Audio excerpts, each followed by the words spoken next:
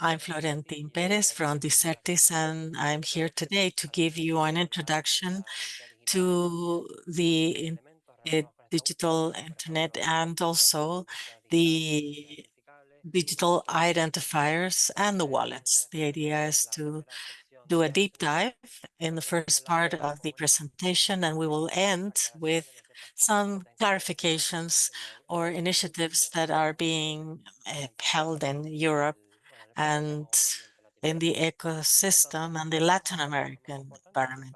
Let's begin first with the definition of what we understand as digital identity. It's a very easy concept. Digital identities is the virtual analog of what we understand as an offline. It's a set of data that allows us to create a profile of a person, and these data could come from two different parts. It could be data provided by the user in a voluntary way, like in a web page, and they can share their email or they can share their address, contact information, or data that are related to the activity of the user. Here, if we have transactions online here that we do in different business pages of e-commerce. As you can see, all of the information is shared by different people that in practice could be natural or legal entities and with different organizations that provide services. And the digital identity faces the same risks as the conventional identity, especially in terms of privacy. If for any reason this is made public in the corresponding databases, then the people involved can see, well, can have different problems in like contact information or address contact, or could be also other problems. In any case, throughout recent history, there have been different ways of working with digital identity or handling it. And we have evolved from more centralized systems to the more decentralized ones. So the first models that existed are those centralized ones that are those where a person, either an organization or an individual, shares his or her information with the different organizations of services. So, for example, when you access a web page and they ask you to create a user, and for that you need to create a password and you need to provide your private information. For example, when you access the bank page and you initiate the session with the information that the bank has, then from the centralized mode, we have the federated one, and where there's a series of identities where there's centralized identity providers that will authenticate the user instead of doing this by the organizations themselves. When we access a web page for the first time and we are offered to initiate the session with Google or Amazon, etc., that then would be these centralized identity providers. In the case of centralized, the user shares his digital information with each of the organizations with which it interacts. And however, in each of with either both, the identity is actually stored in the databases of these organizations. So it's centralized in one or more identities. And this then evolved to the SSI mode. Basically, the statement is totally different. Here, they will know centralizing unit, but the user will be the owner of his information and will decide with whom he shares and up to what extent he shares the information. And there's technologies, for example, the simplifiers, but that's a paradigm that's totally different from the previous ones because we don't depend on a server. We would be sovereign on our own data. One example of SSI would be when you have to access a service that is restricted for adults, and then either you prove that you prove that you are of age. And only with that test, by giving your birth date, that's enough. But we have been talking about digital identity, which is a set of data associated to a person. But in practice, these data, if we don't correlate them with something, they don't make sense. They would be isolated pieces of data. So they have to be associated to an identifier. Basically, it's an analog by identifying in a unique manner a person or organization or something that can be digitally represented. However, as you can assume, these will differ much depending on the model. If for in the centralized, that could be the ID basically in that mode in the database, like the user that gets into your vendor, your telephone vendor, or maybe a vendor of your preference. The federated one could be an ID similar to the one above, but it would be shared among domains. So the identities trust this, and then they assign that identifier. But in SSI, the ID is totally different. Once again, similarly to what happens with the previous one here, the ID will not be centralized, will not be generated by any organization or entity, but it will be the responsibility of the owner, and he will manage it. The person itself will manage. And the best example is are the DIDs. And in this slide in the upper part, we have the definition of DID, which is version 1.1, is the document that defines the DID. And the two first lines are important. A decentralized identifier is a new type of identifier that enables verifiable decentralized digital identity. And it's managed by each of the individuals and is not managed by a centralizing entity. And here what's relevant is the verifiable part, because when we use a DID, it also goes with a test that shows our ownership of this, basically. It's a cryptographic element. And also you can see the mechanisms that allow to pass these cryptographic tests on that identifier. This set of information or the methods of verification are not arbitrary, but they are found in a document that's called a DID document. And in functional terms, a DID, it's basically a chain of text. So it has to be defined to allow the recovery of that document, which is the information that is of our interest. So we will have verification methods for different cryptographic tests. So if you have a DID, you also have a way to communicate the rest and how to verify your identity or the actions. Later on, we will see an example of a DID and a DID document, and that will help and better understand the concept. At the bottom are some of the most relevant characteristics. Well, there are many more, but decentralized first, but also with a DID as a decentralized ID is managed by its own entity, which could add additional cryptographic proofs. But the documents will also can also embed services in the document for which you can disseminate services related to your identity or the subject, the owner of the identity through the document. As you can see, these documents may be linked to any type of identity, not only users or organizations, but could also be assigned to devices, for instance, IoT documents. All a DID, it's a portable identity. Once you have with a DID. It may be used in any case use, allowing for a DID use.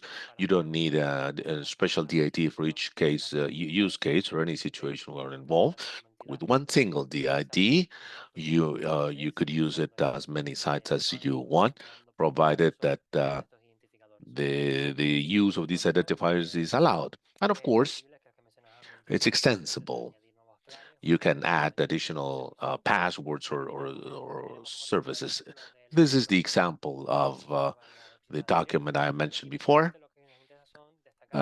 We need to emphasize here three different things. So one is line of rung three. This is a DID document, but rung three, it's a DID associated to the document. The DID,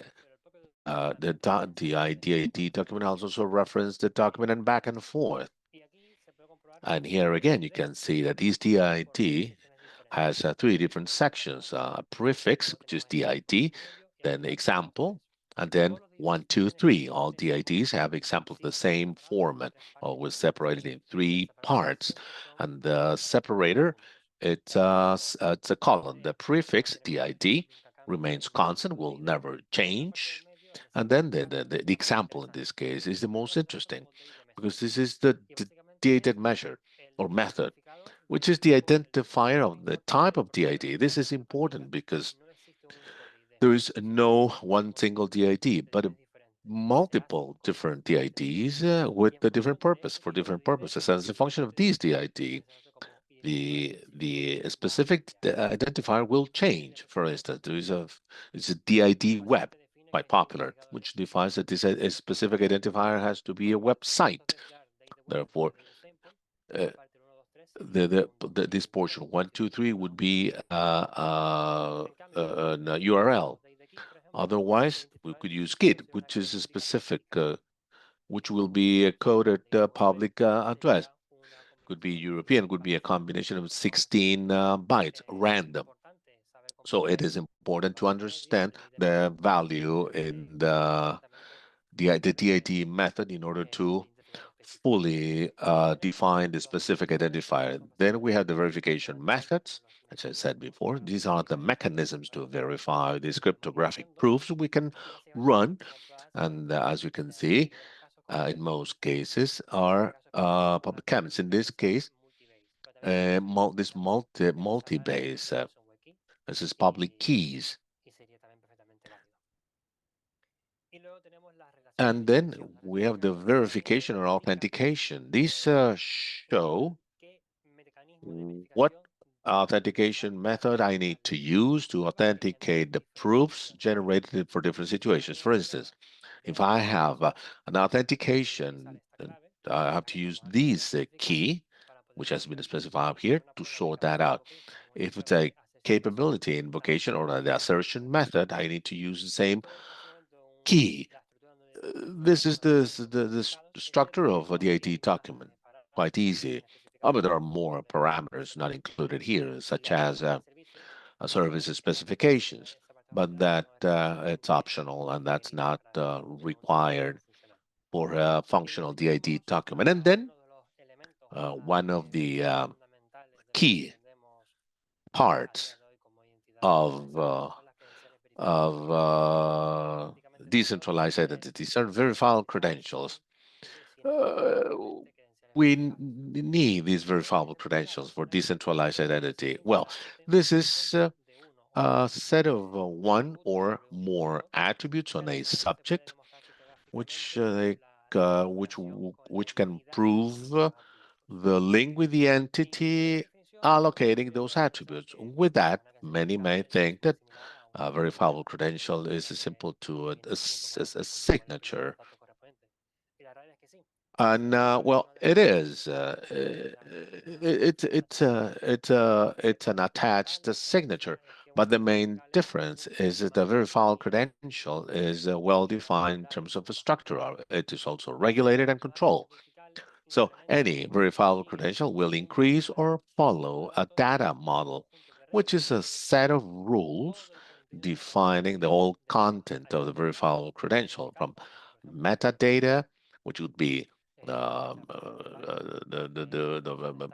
brain stamp status or other elements, but also how to structure information as to the subject within the credential, not only metadata, but also information of the verifiable credential. Any verifiable credential is related to the trans framework, which is another set of rules defining who can issue and verify certain verifiable credentials. With that, it's not enough if it's issued by an entity and then we can verify the signature by using a TID, as we said before. That entity has to be part of a trans framework so as to have the necessary permits or the rights, if you wish, which will allow for the issuing of these verifiable credentials. Also, these are implemented in a data schemas, schemes, which is the whole structure, and the data schemes are responsible for the data of the verifiable credentials related to the subject. Basically, we have say, credentials such as a vaccination number. The data schema will define the data related to the number of vaccines, and the data model includes everything else, or how this schema is explained in the credential. Every credential has a well-defined life cycle from issuance and receiving from a user all the way it's no longer valid because of it expired, because it's revoked or suspended, or if eliminated by the user. And the verifiable credentials, in most cases, not always, are reusable. That is, I'm issued this piece of information with a cryptographic signature, and this may be used multiple times for different service providers to gain access to resources or services they supply. This is an example of a verifiable credential. This is a verifiable credential implementing the data model of W3C. This is a VCDM 2.0. And this is an important note. As I said, the data model will define the whole structure. And as you can assume, this means that different data models have different levels of expression.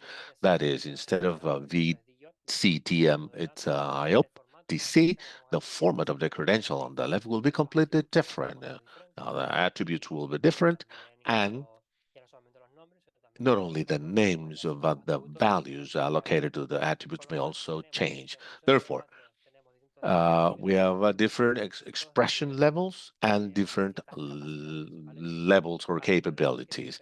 Data models allows certain things that others do not because they're special for some things. So if we have a digital identity allowing the use of multiple data models, in actuality, we should know what data models are available and to choose as a function of the density of the business chain. On the example on the left, this is a simple document. Here we have elements from the data model, such as the ID of the credential issued by the issuer, type of credential. It is a W3CVCDM, it's a RAI, while the other could be a string. The identification of the issuer, it could be an URI, it could be an DID, the valid from data of the subject of the credential. In this case, is the uh, prove that this is an academic credential, as you can see, and the credential schema. This should allow for the validation of the data within the credential subject. That this verified credential will have a cryptographic signature of the issuer. And the wallets. What's a wallet? It's a tool that users or organizations could manage could manage for self-sovereignty identities using different identifiers to access different resources or for authentication purposes. We make a distinction between two different wallets: a wallet for users, the so-called holder wallets, and those for business. It's a enterprise or business wallet or enterprise business wallet.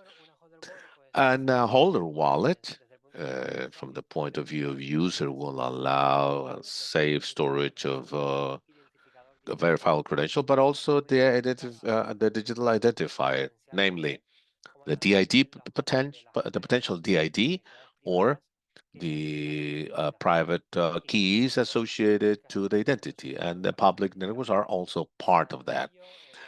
Other than that, the wallet should allow users to obtain and submit verifiable credentials, but never in an automated way.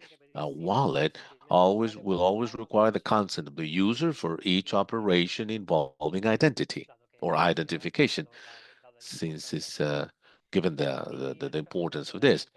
And for enterprise wallet, that's for businesses.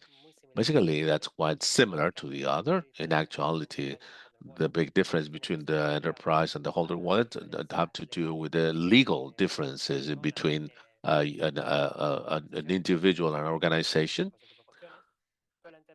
But the enterprise wallet has a fundamental distribution because it allows the issuing, in this case of issuer, and the verification of verifiable credential, which an individual cannot do. And the other thing, these are the different players: issuer, holder, and verifier. On the top, we have trust lists, which are basically the lists acting as our trust framework. Well, we'll have the issuers and verifiers, and at the bottom, trust registers. Registers multiple types of different purposes as a function of the identity model that we need to define. In this case, uh, trust register within the valid schemes, but also we have other identity models in Europe or in other places where we could store DID documents of businesses. These registers should be able to collect all this information, such as identifiers and schema registry, and trust lists can issue certain verifiable documents. In this case, the holder can also retrieve that in order to authenticate issuers and authenticators. And the verifier not only verify according to the business rules, but also the trust chain, so as to make sure the user has the right to act or not.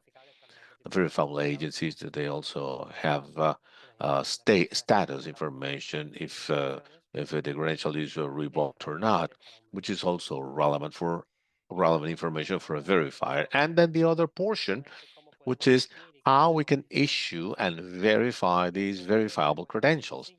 And this is quite simple because today we have very mature protocols for issuance and for presentation. It's true, some of them are still under being developed, but still are very well into this development, and many of them will be finalized in the coming months. The protocol that is being used today is the OpenID course and issuance, basically the OID for BCI. And this protocol allows the verifiable credentials both in the cross scenarios and the device. In device scenarios, when the request of the credential is done in the device itself of the wallet, and the cross one is when this is done in a device different from the wallet. You access your bank page, for example, and you're the holder of, but the wallet, you have it in your device. That would be a cross ones. And it can resolve with QR codes. In the presentation, we can identify two different scenarios with proximity and remote scenarios. Proximity is when the verifier or unit and the holder are close, physically close, and consequently, they don't need to use the protocols or technologies that require internet. And it could be NFC, like short proximity on Bluetooth, but in remote one, you would need internet because you are not in proximity, and then you would need the OID 4VP. These are the most relevant ones, and there's another identification models that are ad hoc. So we have got to the final part of the presentation where basically we would like to comment on some issues that are happening in Europe and basically what we're doing here also. And we would like to begin with the types of attestations that have been defined in the European Union. These can be understood as synonyms. And in Europe, we have a regulation that is the ADAS that is related to the digital identity of citizens and organizations. And this would be ADAS 2. And that's where you define different attestations that can be used for the European Union. We have the UEAAs, which is the qualified attestation attributes, and those that have been defined by an SARS and trust service provider. We have the EAAs that are analog to the ones above, but have not been issued by a USB, but the main difference between them is mainly legal, and therefore the validity that they have to represent official documents. We have the pub EAAs, and these are created by public entities or the name of these entities, and consequently, they need to go to the sources of truth in management to verify and to issue the credentials. And then we have the PID, personal identifier, and this is basically essential data that identifies a specific citizen in the European Union. And it would be analog to the ones that we have, like identity documents, national identity documents. So either if they one a person that has the wallet must have at least this one. It could be onboarding. And another European initiative is the EPSI, which is the European Blockchain Services Infrastructure, that is the European Commission to build a pan-European blockchain infrastructure that supports the use and to execute different families of case uses that are verifiable and with exchange of data. Of these, the families that have worked more, these are the ones that are the verifiable credentials. EPSI has defined its own identity based on the blockchain and concretely is used as infrastructure to store different types of registries and records. And apart from that, EPSI builds an identity model that is based on a series of roles, additionals to the one that we mentioned above, that creates a trust framework that has organisms of the first level, like ministries or public organizations, to other levels, such as, for example, schools or hospitals, that are not so relevant if we compare this with a ministry or an entity of the same magnitude. And we would need to go into a specific presentation to talk about this. The EUDI wallet is a European digital identity wallet that would allow to manage the European identity from the point of view of the European identity. The EUD wallet can store, request, and present this, but also has an electronic signature of the document. The audio wallet is based on its own model that's analog to EPSI. And well, it's quite complex, that uses trusts lists. And in order to regulate the identity of the services and also the user information. This is what we wanted to present today. I don't know if you have any questions.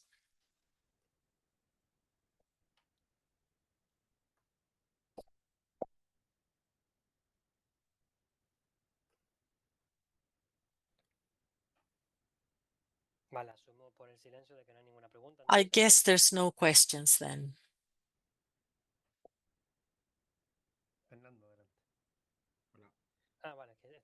Gracias, Florentín. Hola, Florentín, gracias.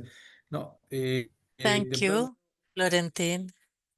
si en la región empezamos If in the region we begin a definir to una, define qué es lo mínimo que deberíamos what is the considerar minimum that we should consider then a las experiencias based on the presentadas, experiences that you have shown us. el estándar un poco haciendo. Can you ask again the question because you got cut off? Sí. Si en la región, si If nuestros países in the para region and for our la countries, P4H, for the PH4H, can you hear me well? Yes. si If queremos we definir should un marco define a de framework, elementos deberíamos tener en or cuenta para nuestro what element should we take into account for our architecture, like at the verifier, generator, holder, all at all those levels, or the localization of what you have showed us today at a high level? What things should we take into account? The format of the verifiable credential, something that can be summarized applying it to our case. Thank you for your question. Well, this, if you need to define an identity model, and then that would have to exist at your ecosystem. And that's quite complex, that takes months, but in general terms, the first issue that you should resolve before the technical aspects is the legal aspects, because here we're working with digital identity, and that will be related to citizens, individuals, and what is defined then should respect the data protection regulations of the country. For example, in the European model is very restrictive. All of this information is considered sensitive and cannot be recorded in a public repository. So that is a fundamental aspect when defining the identity modules. And then you can start defining all the other pertinent aspects. But using one data model or using another is not so relevant. Of course, it defines what you can express, but in practice, most of them have extensions. Yes, they have extensions that allow for certain alternatives to other specific identity models. You need to have an infrastructure where you can store the schemes that will be used for these verifiable identities. And then we would use the data models. But this infrastructure to store must be public so that all of the people that it will interact in that scheme will know. And there's a will book that is it's a document, basically a formal document in a PDF, and defines all of the information related to DIPs and all of the types of documents that can be issued, the requirements to issue them, and the detailed explanations of how the sector and how they should be expressed in the wallets that the citizens will have. So we have the legal aspect on the one hand, where you need to define the schemes and the public infrastructure. And we also need to have a rules book to and how to use each of these schemes in the ecosystem. And the other fundamental aspects is the trans framework, because you need to know that the entity that is asking for a specific piece of information has the legal capacity to ask for that information. As a citizen, I don't want someone to have the way to ask for that information, and the citizen needs to know that information. In the PH4H, if they ask me for information, well, I need to know that the entity that is asking for that information has the capacity to have the privacy. So apart from having the schemes, we need to have the trans framework. The trans framework can be done in different ways. In the wallet aspect, well, at the moment, certificates are being used. And when you have a registry documents, and that would be like a test, it's like a type of entitlement that would be good to have a minimum identification process, but you need that kind of infrastructure and also the infrastructure to store all of that information.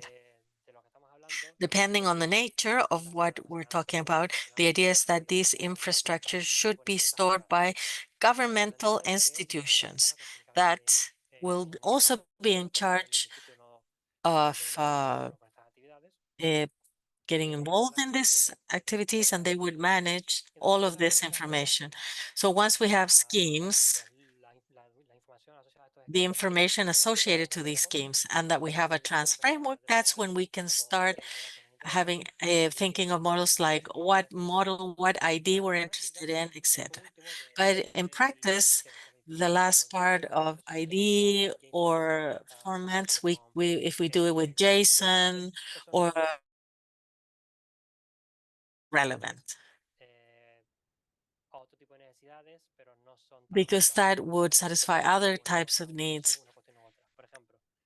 For example, if you can use JSON or PLS, you would have to use link data, and you would use one data model instead of another in function of what kind of verifier you use. But basically, that would define on a higher level database. Also, as we mentioned originally, the legal aspect is so important. In Europe,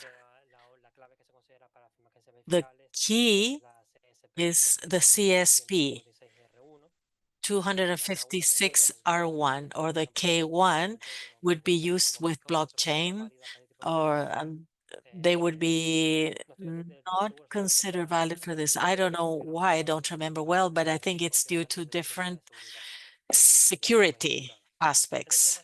So basically, and summarizing, those four elements are fundamental. Basically, it's a more theoretical definition, and that's when we can start talking about the technical things. Um,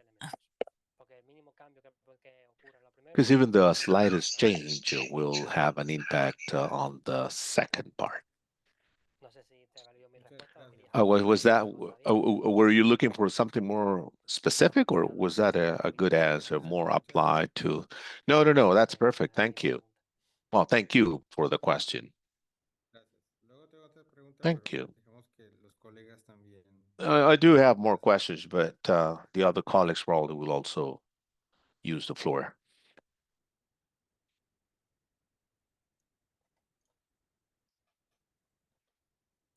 No veo dudas en el chat tampoco, si es el momento de preguntar. Si no, Fer, adelante con tu otra pregunta.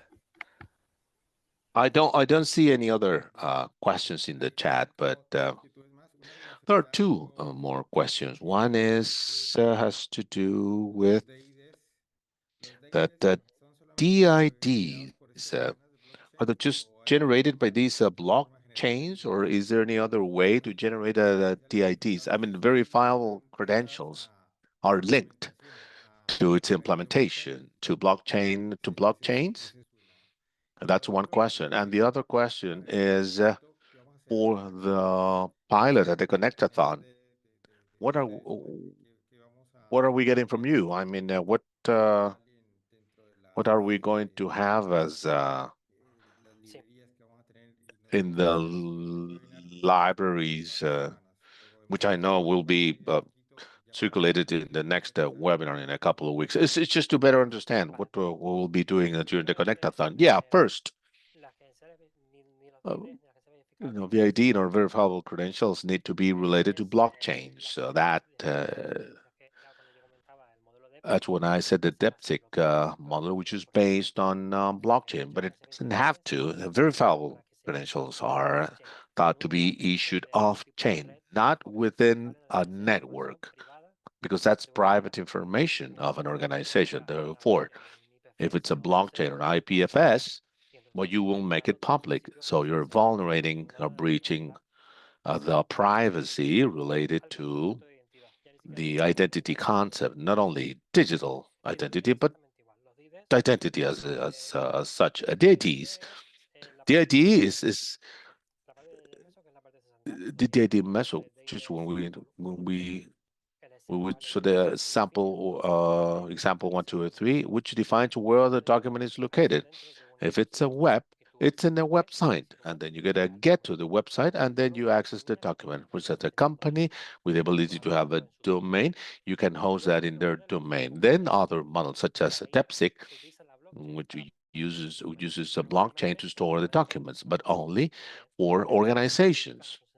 The public networks are not sensitive as compared to individuals, but could be DID kit, which is a DID which is self-contained, only for a public chain, and you can retrieve that. But you don't need a DID to be related to a blockchain. It doesn't have to. I mean, when you build this infrastructure, you select where you want to store your documents, and verifiable credentials are not related to infrastructure or blockchain. They are only stored at wallets, and they have a decentralized management. Internally, they may reference to data located in a registry, but overall, which is a schema, it could be in a blockchain, it's in a public infrastructure, but the credential is not linked to a blockchain, with a blockchain. So for the Connectathon, basically, we, as Antonio has said, we have the theoretical part, and then in between now and the Connectathon. So we will be offering a wallet, we're thinking a holder wallet, which will be customized for the Connectathon with a style level. This wallet will be for citizens. We could issue secure storage and the issuance of verifiable identities, and then a enterprise wallet as a software that service. And the enterprise wallet will allow for the issuing of the credentials for the Connectathon, which I believe, I don't remember the names, unfortunately. That's the vaccination uh, and the IPS, the summary. And vaccination, yes. This wallet will allow to issue and verify the verifiable credentials. Now, we don't have a trans framework for this Connectathon. We could use a European framework, but that's not the idea. And the idea, we will just test the concept as part of the hackathon. We will keep a trust list, which will be the trust framework. It's just a status of DIDs accredited to issue verifiable credentials. And you should have a formal trust chain, which is a first level entity, which will be a government that will accredit these identities, all the way down to individuals, a Ministry of Education, for instance, universities, schools, and citizens. Uh, Basically, you will be able to verifiers and holder wallets in order to make sure if the user is allowed to issue these verifiable credentials as issued in the ODTC, which was an example of the presentation, and will be a DID website that's for businesses and DID keys the for individuals, and that will allow. But why do we use them? Because we don't need an infrastructure. DID key is self-contained. A DID web only requires a website. Could use the existing websites by PH4, um, or you could we can have the document in a website, and you can use a quick fetch, and that's the goal. What for as to what we would like to offer for the Conectaton. Now, if we want to go into a deeper level, okay, we'll have to define a formal identity model involving entities and customized to the legal requirements of Latin America, and that which is completely different to Europe. Thank you, Una cosa, Florentín, Florentin. también vamos a entregar We will be offering nosotros llamamos el third party, a third que es party, which is a componente que va a a permitir component that will allow lo que es una to organización emulate an con el organization backend, that con will la have a back end verídica de los with datos, the donde la true Enterprise Wallet hace la source consulta para of poder data, where the verificar los enterprise datos wallet del will ciudadano fetch para the poder data pasar from a the los individual datos for issuing, and a que va a front end permitir hacer that will allow for the verification and issuing, so that everything will be located so that any organization willing to participate and all the integrations with enterprise wallet will be sorted out, and you will be able to test that quickly and easily during the Connectathon.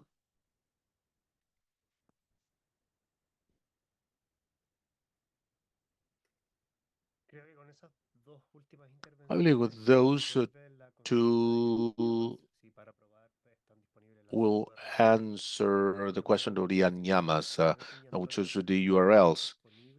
and what will be En available. su momento, bueno, asociado a un webinar que tendremos I a mean, continuación, plus a tendremos la follow-up segunda parte de webinar, which is the second hablar part of acerca this del webinar. We'll be funcionamiento, explaining the operation, where to download or how to use the tools, which is the second portion of these seminar, which is late August or early September, I believe. But we'll be within those dates after the second delivery of the app. The third week of August, we'll have the second release of the app, including the components for interacting with different country nodes. The idea is for you to have that and use that with the current release of the app. So once that is complete, we will discuss. We will see the different aspects of wallet and all these vaccination codes through wallet, and using wallet as this platform to keep this clinical information, which which we'll be testing during the Connectathon. I mean, besides that, we'll be disseminating simple diagrams for cases of use. Will be in the Connectathon 2025 webpage, which will be the center for resources, the necessary resources. Any other questions or comments related to this in particular, of this topic in particular? ¿Algún comentario al cierre, tal vez, Florentina, Antonio? Or some departing comments from Florentin or Antonio. Well, actually, I think I've spoke for a long time, ample. What else we will be discussing for wallet? We were expecting longer wallet, but we came to realize that it would have been a lot of a busy day. So we will discussing the framework. So maybe we will have to add an additional. We'll be working on the agenda. The idea is to, I mean, oh, we will deal with the frameworks. We will have the CDPI team supporting us as to share these contents with you. Two more sessions for wallet. Another one will be hands-on, showing you the tools that will be available for the Connectathon. And then the other will be for framework, maybe someone sharing their views and experience. And the app session, which in 2 more weeks. That's a reminder for next week. That's the vaccination certificate webinar. That's have slight changes compared to last year. We have a particular goal with the Connectathon, which the idea is to go into the yellow fever certificate, and for that, we made the last decisions of the WHO guidelines, and that has some updates probably to the Docker, which is available. We'll be sharing that the next week. So see you next week, same time, probably different link. Like to thank the Desertis, Florentin, Antonio for their participation and for sharing this knowledge with us, with the whole region. Fernando for the coordination. Without further ado, well, we'll see you next week. Thank you, everyone. Muchas gracias. Muchas gracias. Muchas gracias. Hasta luego. Chao, chao, chao, gracias. Muchas gracias. Gracias. Gracias, buenas tardes. Feliz tarde.